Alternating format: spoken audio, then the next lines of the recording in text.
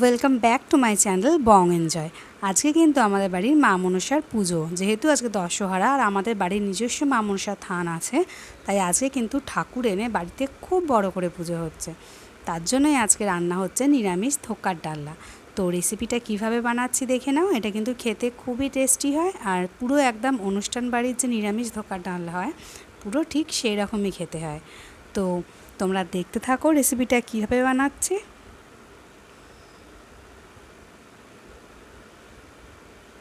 ফার্স্টেই আমি ছোলার ডাল ভালো করে ভিজিয়ে নিয়েছি। সারা রাত্রির ধরে কিন্তু ছোলার ডালটা আমি ভিজিয়ে রেখেছিলাম, সুন্দর করে ধুয়ে নিয়েছি। এবার একটা মিক্সারের মধ্যে ছোলার ডাল, তার সাথে দুটো কাঁচা লঙ্কা, অল্প একটু আদা,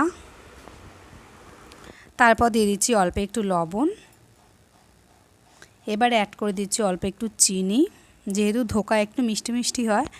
এরপর পরিমাণ মতো হলুদের গুঁড়ো, আর দিয়ে দিচ্ছি হাফ কাপ জল। এটা কিন্তু একটু পাতলা করে বেটে নিতে হবে। এটা একটু পাতলা হলে কোনো অসুবিধা নেই, যেহেতু এটা কড়াই দিয়ে একটু শুকিয়ে নেব। তো এবার কড়াইয়ের মধ্যে দিয়ে দিচ্ছি সর্ষের তেল। এটা কিন্তু সর্ষের তেলেই করতে হবে। সর্ষের তেলটা গরম হয়ে গেলে এর মধ্যে দিয়ে দিচ্ছি অল্প একটু মৌরি, যেহেতু অনুষ্ঠান বাড়িতে কিন্তু ধোকায় মৌরি ইউজ করে।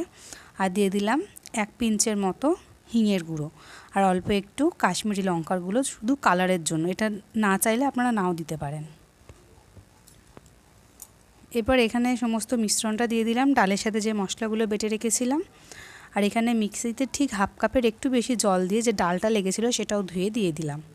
এবার এটাকে কিন্তু অনবরত মিডিয়াম টু হাই ফ্লেমে গ্যাসটাকে রেখে নাড়ানাড়ি করতে হবে, নালে এটা যদি আপনারা ছেড়ে দেন তাহলে কিন্তু এটা দলা দলা পাকিয়ে যাবে। এটাকে কিন্তু হ্যান্ডেল করা খুব মুশকিল হয়ে যাবে।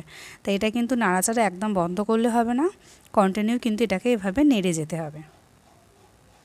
নাড়তে নাড়তে যখন দেখবেন যে এটা কড়ার গা থেকে প্রায় ছেড়ে ছেড়ে আসছে, একটা দলা মতন মানে টেক্সচারে চলে এসছে, তখন কিন্তু এটা তুলে নিতে হবে। তুলে নিয়ে একটা থালার মধ্যে তেল মাখিয়ে নিতে হবে। নিয়ে এবার এখানে এই ডাল বাটাটা দিয়ে দিতে হবে। দিয়ে এটাকে থালার সমান ভালো করে চাড়িয়ে দেবো।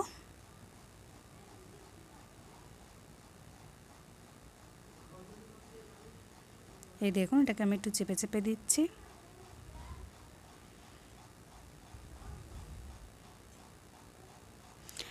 ওটা একটু সেট হয়ে যাক, ঠান্ডা হোক, এদিকে আমি একটু মশলা বানিয়ে নিই। এখানে আমি নিয়ে নিলাম অল্প একটু টমেটো, দুটো কাঁচা লঙ্কা, একটু কাজু বাদাম, আর অল্প একটু আদা, আর দিয়ে দিচ্ছি 1 চামচ চারমগজ। জল দিয়ে এটাকে খুব সুন্দর করে পেস্ট বানিয়ে নেব। এখানে আমি একটু গুঁড়ো মশলাগুলো ভিজিয়ে নেব। এখানে নিলাম জিরের গুঁড়ো, ধনের গুঁড়ো, অল্প একটু লঙ্কার গুঁড়ো, আর একটু হলুদের গুঁড়ো।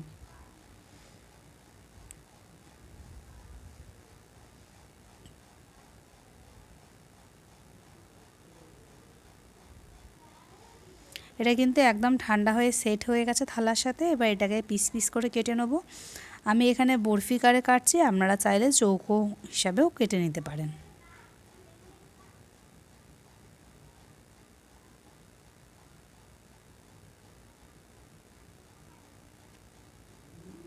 এটা কিন্তু খুব সহজেই থালা থেকে উঠে আসবে, কোনো অসুবিধা হবে না। এই দেখুন কত সুন্দর বরফির মতন আকার হয়েছে। ধোকা কিন্তু বাজারেও কিনতে পাওয়া যায়, যে কোনো তেলে ভাজার দোকানে। সেই ধোকা কিনে এনেও যদি আপনারা রেসিপিটা বানান ভালো হবে, কিন্তু ঘরে তৈরি ধোকার কিন্তু টেস্ট অন্যরকমই হয়।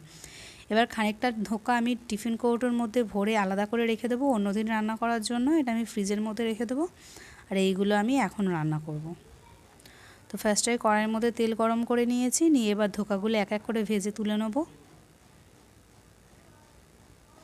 নিরামিষ ধোকার ডালনা কিন্তু পনিরের তরকারির থেকেও খেতে সুন্দর লাগে।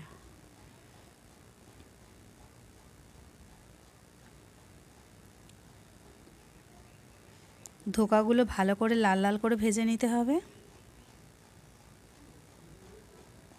ধোকা ভাজাও কিন্তু অনেকেই সন্ধেবেলায়, যেরকম আমরা আলুর চপ কিংবা সিঙ্গাড়া দিয়ে মুড়ি খাই, সেরকম কিন্তু ধোকাও অনেকে মুড়ি দিয়ে খেয়ে থাকে। এটাও এক রকমের তেলে ভাজাও বলতে গেলে চলে। এবার এগুলো তুলে নেবো। এরকমভাবে সব কটা ধোকা আমি ভেজে নেবো সুন্দর করে।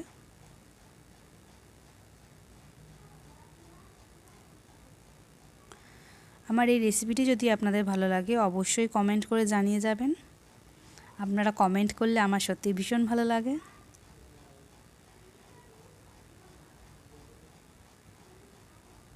এই দেখুন ধোকাগুলো ভাজা হয়ে গেছে খুব সুন্দর করে।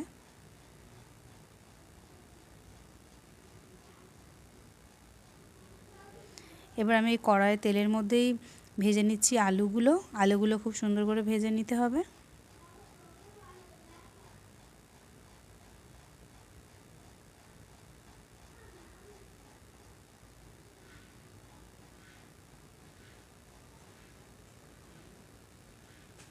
এবার এর মধ্যে ফোড়ন দিয়ে দিচ্ছি একটা গোটা তেজপাতা, শুকনো লঙ্কা আর অল্প একটু গোটা গরম মশলা আর অল্প একটু জিরে। ফোড়নটা খুব ভালো করে ভেজে নেব। ফোড়নটা ভাজা হয়ে গেলে এর মধ্যে আমি যে বাটা মশলাটা রেখেছিলাম সেটা দিয়ে দেবো। দিয়ে মশলাটা খুব ভালো করে কষিয়ে নিতে হবে যতক্ষণ না তেল ছেড়ে আসছে। এরপর এর মধ্যে আমি অ্যাড করে দিচ্ছি যে গুঁড়ো মশলাটা ভেজানো ছিল সেই গুঁড়ো মশলাটা, পরিমাণ মতো লবণ, চিনি আর দুটো চিরা কাঁচা লঙ্কা। এবার প্রত্যেকটা মশলা খুব সুন্দর করে কষিয়ে নিতে হবে। এই দেখুন তেল ছেড়ে এসছে, কতটা সুন্দর কালার এসেছে। এরপর আমি এর মধ্যে ভেজে রাখা আলুগুলো দিয়ে দেবো। আলু দিয়ে বেশ এখানে জলের পরিমাণ একটু বেশিই দিতে হবে, যেহেতু ধোকা ডালের তৈরি, ধোকায় কিন্তু বেশ ভালো পরিমাণ জল কিন্তু শুষে নেয়, তাই আপনারা সেরকম বুঝে জলটা দেবেন। যেহেতু চারমগজ দেওয়া আছে সেহেতু কি সুন্দর একটা ছানা কাটা মতো ভাব এসছে তরকারির মধ্যে। এবার কিন্তু আমি এর মধ্যে গরম জল দিচ্ছি, আপনারা অবশ্যই গরম জল ব্যবহার করবেন। এবার আলুগুলো একটু সিদ্ধ হয়ে যাক, আমি ঢেকে একটু রেখে দেবো।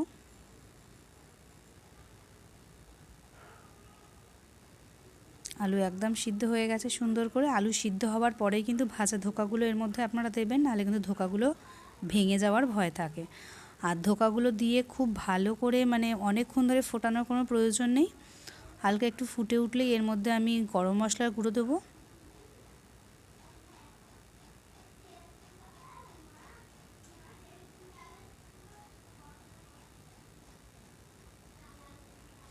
এর মধ্যে আপনারা চাইলে 1 চামচ ঘিও দিতে পারেন, কিন্তু আমি এখানে ঘিটা অ্যাড করলাম না। এই দেখুন